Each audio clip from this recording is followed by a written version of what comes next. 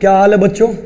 आज आप लोग को बोर्ड एग्जाम्स में मदद करने के लिए हम आप लोग को पहला लॉन्ग क्वेश्चन 5 नंबर का डेरिवेशन का पहला लॉन्ग क्वेश्चन आज आप लोग को लेकर के आ रहे हैं अपने अमन फिजिक्स वाले चैनल पे। देखो बच्चों, बोर्ड एग्जाम्स में डेरिवेशन थोड़ा घुमा घुमा के पूछता है, तो क्वेश्चन किस प्रकार से पूछता है उसी पे हम आते हैं बिना टाइम बर्बाद किए। चलिए,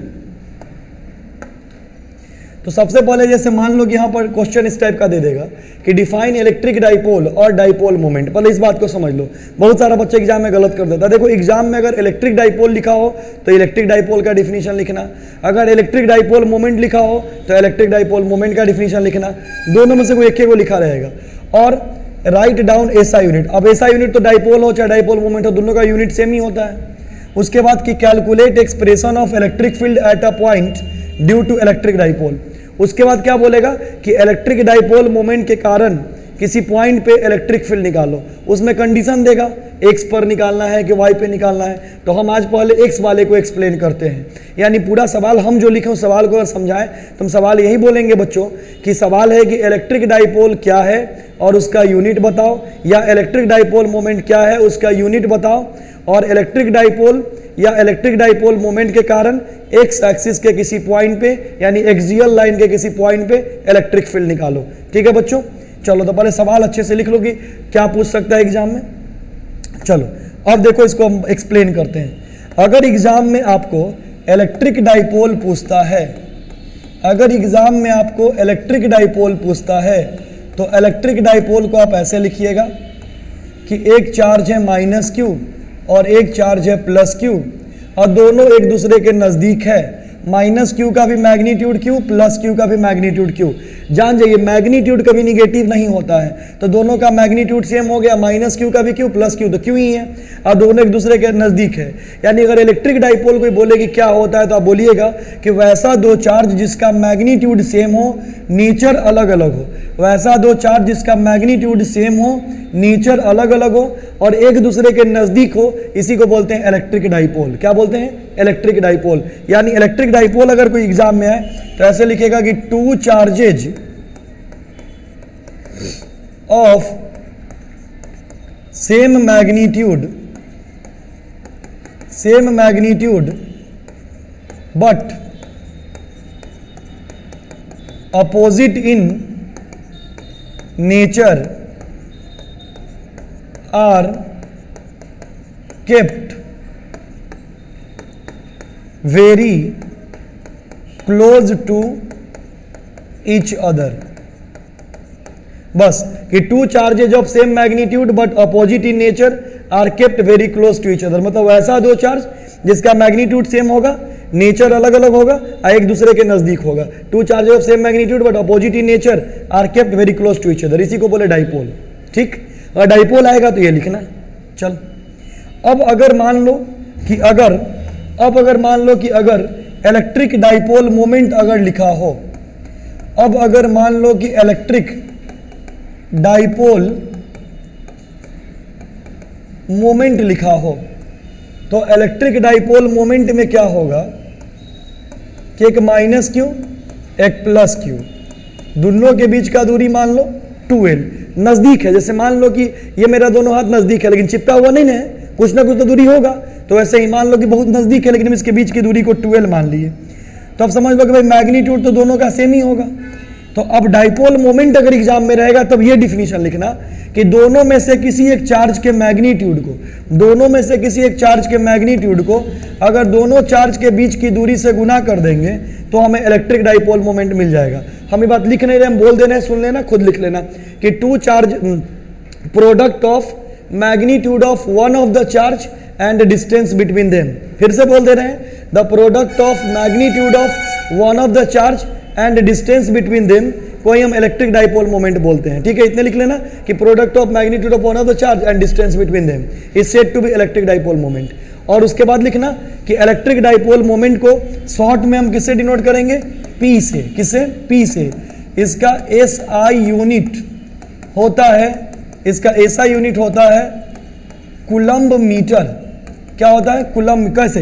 देखो, डाइपोल मोमेंट को लिखे P बराबर Q इंटू 2l, तो खुद गौर कर लो, चार्ज का क्या होगा? कूलम्ब, और दूरी का क्या होगा? 2l है तो दूरी का डिस्टेंस का मीटर, तो इसका SI यूनिट होगा कूलम्ब मीटर। यानी आप याद रख लो, पहले ऐसे लिखना कि डाइपोल मोमेंट का डिफिनीशन, फिर बोलना कि इसको P से डिनोट करेंगे, फिर लिखना कि P बराबर Q इंटू 12, फिर लिखना इसका SI unit coulomb metre, SI unit coulomb metre. ठीक है बच्चों, और उसके बाद कूलम्ब मीटर लिखना, और उसके बाद लिखना कि डाइपोल मोमेंट एक वेक्टर क्वांटिटी है। कौन क्वांटिटी है? Vector quantity. फिर एक बात और लिखना कि इसका डायरेक्शन हमेशा निगेटिव से पॉजिटिव की ओर होता है। Its direction always negative charge to positive charge. मतलब इसका डायरेक्शन हमेशा निगेटिव चार्ज से पॉजिटिव चार्ज की ओर होता है। मतलब अच्छे से ऐसे भी लिख सकता हूं, बोल दे रहे हैं कि it is directed always negative to positive. मतलब इसका डायरेक्शन हमेशा निगेटिव से पॉजिटिव होता है। फिर से बोल रहे हैं, कॉपी में नोट्स बनाओगे तो पॉइंट कैसे बनाओगे? तो सबसे पहले इसको P से डिनोट किए, P बराबर Q इंटू 12, उसके बाद लिखना इसका यूनिट कूलम्ब मीटर, इसका SI यूनिट कूलम्ब मीटर, फिर लिखना है वेक्टर क्वांटिटी और इसका डायरेक्शन निगेटिव से पॉजिटिव होता है। अब उसके बाद कोई तुमसे पूछेगा कि इसका डायमेंशन क्या होता है, तो तुरंत ऐसे लिख लेना बच्चों कि P बराबर Q इंटू 12 हुआ, तो बताइए चार्ज का डायमेंशन 80 और 12 दूरी है तो L, तो इसका डायमेंशन फॉर्मूला हो जाएगा ATL। क्या हो जाएगा? ATL। इतने बात लिखना, और डायमेंशन यूनिट डाइपोल हो चाहे डाइपोल मोमेंट हो, सब सेम रहेगा। क्लियर है? इसमें कोई दिक्कत? तो अब तो समझ में आ गया क्या क्या लिख सकते हो। डाइपोल पूछेगा तो क्या लिखना है, डाइपोल मोमेंट पूछेगा तो क्या लिखना है, और कैसे लिखना है। अब आ जाओ एक्सप्रेशन पे। अब एक्सप्रेशन क्या कह रहा है कि इलेक्ट्रिक डाइपोल मोमेंट के कारण, जैसे गौर से यहां पे देख लो पहले तुम, मान लो हम एक इलेक्ट्रिक डाइपोल बना लिए, -Q + Q। यहां पे मान लो एक पॉइंट C ले लिए, ये पॉइंट कौन एक्सिस पर है? तो X एक्सिस पर है। डाइपोल के मिड पॉइंट को हम मान लिए O, तो O से पहले टॉपिक को समझ लो, टॉपिक क्या कर रहा है। तो टॉपिक यहां पे यही कह रहा है कि आपको इस इलेक्ट्रिक डाइपोल के कारण या इस इलेक्ट्रिक डाइपोल मोमेंट के कारण X एक्सिस के इस पॉइंट C पे, X एक्सिस के इस पॉइंट C पे इलेक्ट्रिक फील्ड निकालना है। तो कैसे निकालेंगे? तो आप खुद गौर कर लीजिए, O से -Q का दूरी L हुआ, O से +Q का दूरी भी L हुआ, तभी ना -Q से +Q 12 होगा, और डाइपोल का दूरी हम 12 लिए। अब ये पॉइंट C पे हमको निकालना है और ये पॉइंट O है, तो खुद गौर कर लो, पॉइंट O से पॉइंट C की दूरी को हम मान लिए R, पॉइंट O से पॉइंट C की दूरी को हमने मान लिया R। अब तो खुद बता, O से +Q L है, O से C R है, तो +Q से C का दूरी क्या हो जाएगा? R - L। क्या हो जाएगा? R - L। फिर से गौर कर लो, हम यहां पर क्या बोल रहे हैं कि O से C का दूरी कितना है? R। O से Q का दूरी कितना है? L। तो Q से C का दूरी कितना बचेगा? तो R में से L घटा दो, निकल जाएगा। अब आओ, O से -Q L है, O से C R है, तो -Q से C का दूरी क्या हो जाएगा?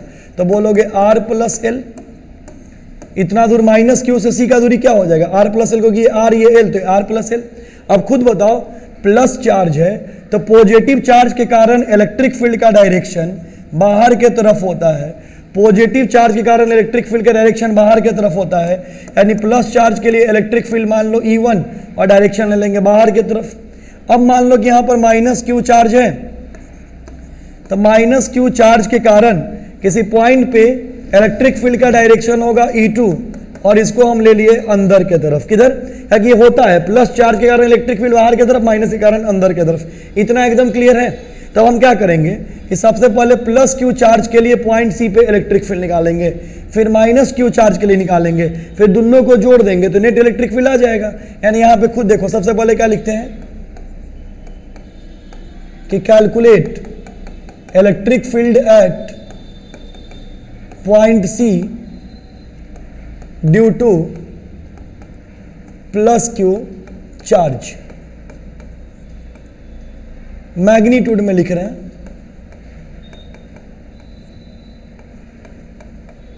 मतलब कि electric field at point C due to +Q charge, मतलब +Q चार्ज के कारण पॉइंट C पे इलेक्ट्रिक फील्ड निकालना है। तो क्या आएगा बच्चों? E बराबर KQ, पहले गौर से देख लो, पॉइंट चार्ज के कारण r दूरी पे अगर कोई पॉइंट होता है, पॉइंट चार्ज के कारण r दूरी पे अगर कोई पॉइंट होता है तो इस पॉइंट पे इलेक्ट्रिक फील्ड होता है KQ बाई आर स्क्वायर। क्या होता है? KQ by R square. हाँ ना बोलो, ठीक। तो यहां पर गौर से देखो, इस चार्ज के कारण निकालना है और इस पॉइंट पे निकालना है, तो इसके बीच का दूरी क्या होगा? क्यों इसके बीच का दूरी r होगा कि r माइनस एल? तो कोई बच्चा बोलेगा कि सर प्लस क्यू और पॉइंट सी के बीच का दूरी होगा r माइनस एल, तो KQ बटा r माइनस एल का होल स्क्वायर, और प्लस क्यू के लिए पॉइंट पे इलेक्ट्रिक फील्ड माने हुए E1, तो यहां पर E1 लिख दिए। ठीक है, अब बच्चों तुम खुद गौर कर लो, खुद तुम गौर कर लो कि calculate electric field at point C due to minus Q charge, और फिर ब्रैकेट में हम लिख दे रहे हैं कि मैग्नीट्यूड निकाल रहे हैं, मैग्नीट्यूड ऑफ चार्ज के लिए। तो यहां पर इलेक्ट्रिक फील्ड क्या होगा? E2 बराबर, गौर से देखो, माइनस क्यू चार्ज के कारण अब पॉइंट C पे इलेक्ट्रिक फील्ड निकालना है। तो इलेक्ट्रिक फील्ड अगर माइनस C चार्ज के कारण निकालना है तो E2 बराबर क्या होगा? KQ बटा R प्लस L का होल स्क्वायर। क्या कि माइनस Q का भी मैग्नीट्यूड तो Q ही होगा, तो वो Q, और माइनस Q और पॉइंट C के बीच का दूरी कितना है? R प्लस L, तो यहाँ भी R प्लस L का स्क्वायर होगा। तो बच्चों बताओ, प्लस Q के लिए निकल गया, माइनस Q के लिए निकल गया, अब दोनों को जोड़ देंगे। तो गौर से देखो, प्लस Q के लिए निकल गया, माइनस Q के लिए निकल गया, अब दोनों को जोड़ देंगे। आप इसको लिख लो। अब देखो, दोनों को जब जोड़ देंगे तब यहां पर क्या होगा, खुद देखो। E बराबर E1 प्लस E2, तो बता डायरेक्शन, ये वाला डायरेक्शन पॉजिटिव और ये वाला डायरेक्शन निगेटिव, तो यहां पर प्लस और यहां पर माइनस, तो यहां पर क्या हो जाएगा बच्चों? E बराबर E1 plus minus minus E2। तो खुद बता E1 कितना है? तो KQ बटा E1 हमारा आया है KQ बटा R माइनस L का होल स्क्वायर, और E2 कितना है? KQ बटा R प्लस L का होल स्क्वायर। अब बच्चों बताओ, KQ दोनों से कॉमन कर लेंगे तो 1 बटा R माइनस L का होल स्क्वायर माइनस 1 बटा R प्लस L का होल स्क्वायर।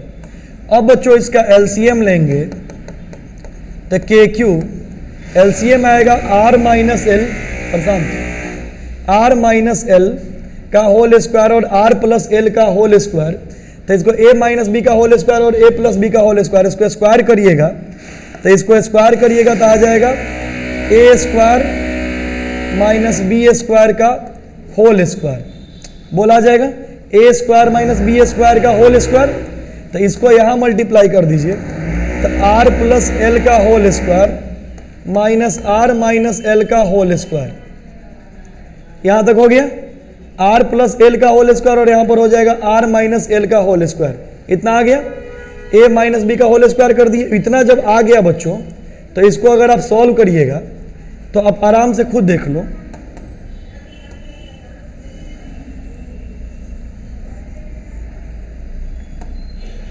तो सॉल्व करिएगा तो E बराबर आ गया KQ R, इसको A प्लस बी का होल स्क्वायर तोड़ लीजिए, A प्लस बी का होल स्क्वायर तोड़ लीजिए, तो क्या हो जाएगा? R square plus L square plus 2RL minus R square plus L square minus 2RL।